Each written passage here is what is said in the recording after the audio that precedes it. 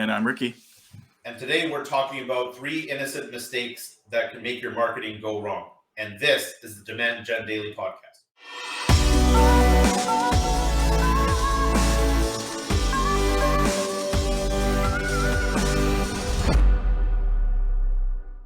Welcome back to another episode. Ricky, what do we have in store for everyone today? We're going to be talking about 3 innocent mistakes that can lead you down the path of poor results when marketing goes wrong. These are things that you might have seen them before. We see that they happen all the time with different clients. And this is how you can avoid some of these mistakes. So we're going to walk you through them and you can make sure that this isn't happening on your team. The first one is missing the nuance. So this is not spending enough time on the details. And sometimes that also equates to not enough budget. We hear this all the time. I just want to dip my toe in the water to see if it works. And we often give this example of a light switch where if you are not actually doing enough, it's going to be very hard to actually turn the light switch on in the first place. And so very often people are dipping their toe in the water and it's just not enough to see the actual result that they're trying to get to. And this can be detrimental because you could be so close to the actual result, but completely miss it and go, that's not worth our time because we just haven't taken it far enough.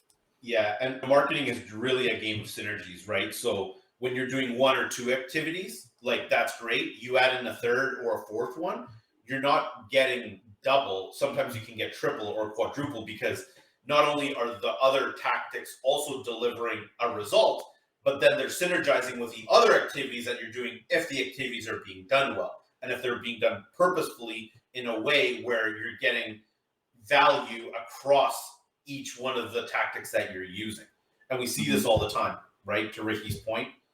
Yeah. And one other quick example of this where you can see this happen is if you have a small budget or a small team and you're trying to do too many different things and everything ends up being at that surface level, and you could find that every single thing basically doesn't deliver results because you're not going deep enough to actually get it to perform. Always make sure that enough effort, enough time, enough budget is being put the tactics you're deploying so that you're capturing the nuance of how that works. Our second example today is not waiting long enough. This is about if you're pivoting too quickly, and we see this all the time with entrepreneurs that are so aggressive. They want to move quickly. They're impatient. And so they're constantly trying to optimize every single day. And what can happen with this, and by the way, if you have enough volume, if you have enough data, if you have a huge budget, yes, you can do this, you can make this work. But especially when you're working on a smaller scale, so for like small businesses, if you're optimizing too frequently, too quickly, you can actually move yourself further away from the results. And in your opinion, Ricky, like where can people start optimizing, say like on a daily or 2 to 3 times a week kind of basis? What do those budgets look like? It really comes down to the budget and the number of tactics you're deploying. So if you're doing, let's say, a single campaign and you're running it at a $4,000 to $6,000 per month media spend, at that point, you can start to get into some of these more frequent optimizations. Maybe you're looking at every couple days, maybe you're looking at once a week.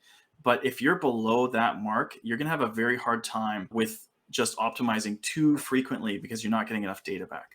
Yeah, and I mean, like a prime example is like we have a few clients that they're in the like 50, 100K like a month mark in terms of media spend, and like you're in there every day. But on the other hand, we have some other clients that are in that 5 to 10K media spend range, and the frequency just can't be that high, especially if it's spread out between multiple platforms, multiple campaigns, because you need enough data on a per campaign basis to actually make choices about what to optimize. And a really quick example of this is an average conversion rate across all industries. Let's say for Google Ads, they'll tell you that an average conversion rate is roughly 2%.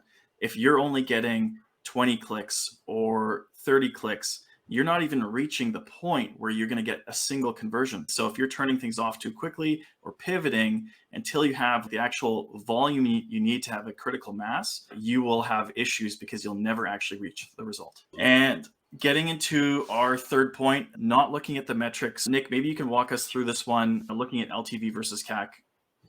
Yeah, I mean, like this is an easy one, right? It's easy to say, hard to do. So people generally look at like certain KPIs. They get fixated on certain KPIs, like number of leads. So there's a prime example. Like we have a client in the home services space, where they are basically looking at number of leads, and their success metric is number of leads. And we basically turned that on its head and said, look, we know that these generic leads, like 80-90% of the type of work that you do, we know it's like an average of $500 to $1,000 closed per lead, right?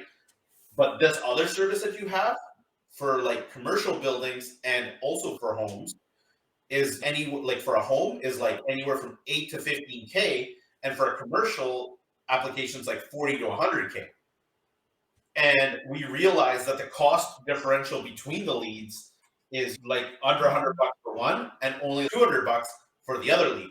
But the other lead closed is literally on average 20 times bigger. Get 10 to 20 of those leads of the bigger sale for that client, and they're basically paying off their entire marketing budget and everything on the first lead that they close every month, and are still profitable overall on everything. And then every other lead is gravy over top of that. Exactly. It's so big and the customer acquisition cost is so low that it's just, if we were to focus on lead volume, we would definitely miss it because the leads are more expensive. But the sale is just so much bigger that it doesn't matter. Yeah, and it can be very misleading from an optimization standpoint when you're not looking at the specific service of the business, and you're not looking at those metrics, and you're just looking at what does a conversion cost me, because a lot of people would look at that data, go, oh, cheap conversions, those are the ones I need to go for to save money, but not always the case. So make sure you're looking at the right data points when you're making these decisions. Excellent. Yeah, and once again, thanks for joining us. Please remember to subscribe, leave us a comment. We'll answer your questions in an episode. Until next time.